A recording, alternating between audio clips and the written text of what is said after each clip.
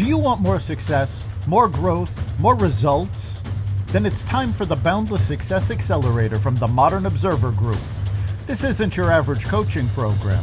It's where top performers come to dominate.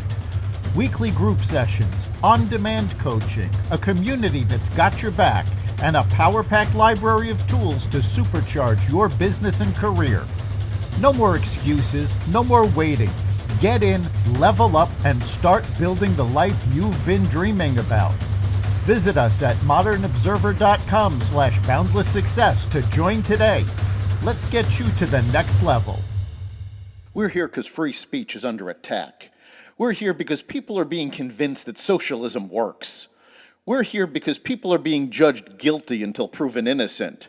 We are fighting back with facts. This is not a safe zone, so buckle up, Buttercup. This is the raw, naked truth.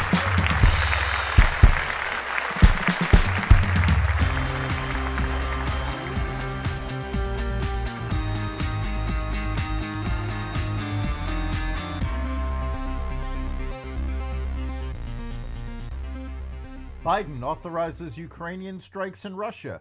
The Pentagon fails another audit. T-Mobile hacked, and more. Welcome to the Raw Naked Truth. I'm your host, Eric Lopkin, and here's the news you need to know. Donald Trump's new administration will revive its maximum pressure policy to bankrupt Iran's ability to fund regional proxies and develop nuclear weapons, according to people familiar with the transition. Trump's foreign policy team will seek to ratchet up sanctions on Tehran, including vital oil exports, as soon as the president-elect re-enters the White House in January, according to people familiar with the transition. He's determined to reinstitute a maximum pressure strategy to bankrupt Iran as soon as possible, said a national security expert familiar with the transition team. The plan will mark a shift in U.S. foreign policy at a time of turmoil in the Middle East after Hamas's October 7th attack triggered a wave of regional hostilities. President Biden has authorized Ukraine's military to use U.S.-provided long-range missiles on targets inside Russian territory, according to senior U.S. officials. The officials said the weapons will mostly focus on the Kursk region of western Russia. According to the official, Biden's decision was spurred by the Russian decision to invite 10,000 North Korean soldiers into the fight against Ukraine in Kursk. A second official said that it is unclear if Biden plans to approve the use of the missiles outside of the Kursk region. Russian President Vladimir Putin has previously said the U.S.'s approval of such missile strikes would constitute an act of war. He has yet to react to Biden's comments on Sunday. The Pentagon failed its 7th consecutive audit on Friday as the agency was unable to fully account for its massive $824 billion budget. Though officials were confident the Department of Defense has turned a corner in understanding its budgetary challenges going forward. The audits resulted in a disclaimer of opinion, which means auditors were provided with insufficient information to form an accurate opinion of the accounts. Of the Department of Defense's 28 reporting entities that had standalone audits, 9 received an unmodified audit opinion, 1 received a qualified opinion, 15 received disclaimers, and 3 opinions remain pending, according to the Pentagon. But with the goal of achieving a clean audit by 2028, Michael McCord, Undersecretary of Defense and Chief Financial Officer, said the agency has turned a corner in its understanding of the depth and breadth of its challenges.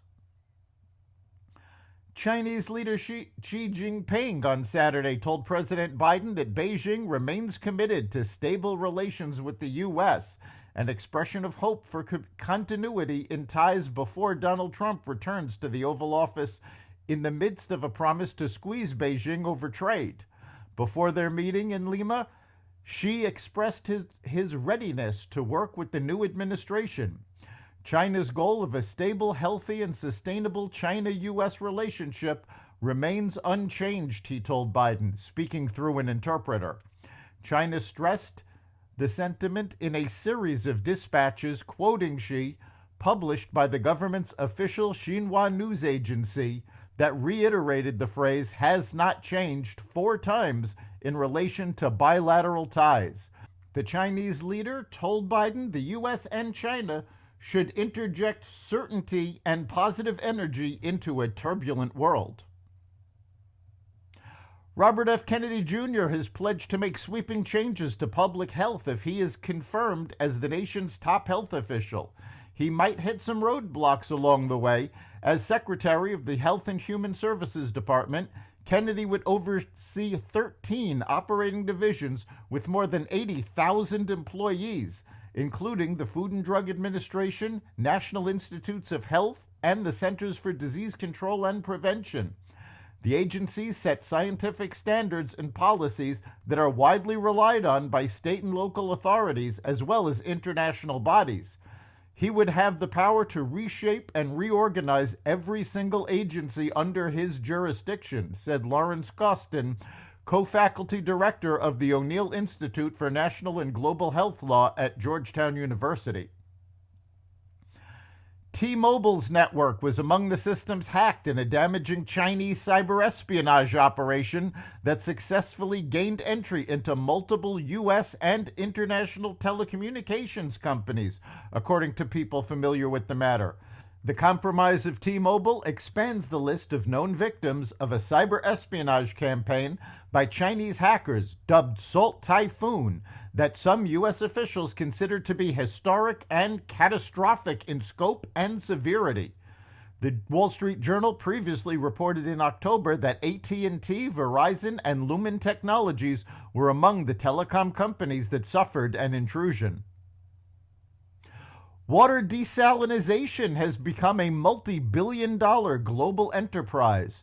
Just 3% of the world's water supply is fresh water, with the vast majority of that trapped in ice caps and glaciers or found underground.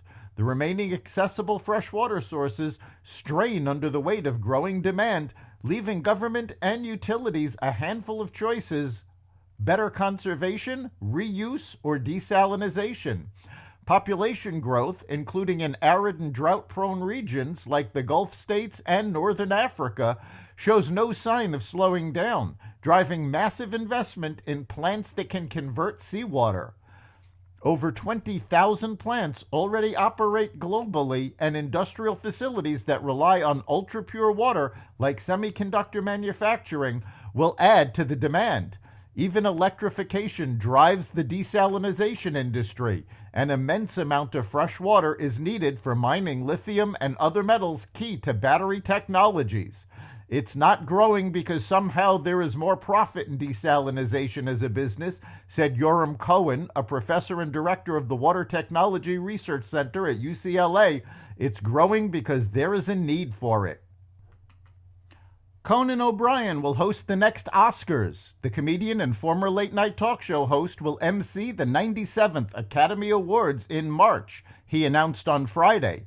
While O'Brien hosted the Emmys in 2002 and 2006, this will be his first time leading Hollywood's biggest night, which drew a 4-year high of 19.5 million viewers earlier this year. O'Brien replaces fellow late-night comedian Jimmy Kimmel, who hosted the last 2 ceremonies, but reportedly declined to do a third in a row.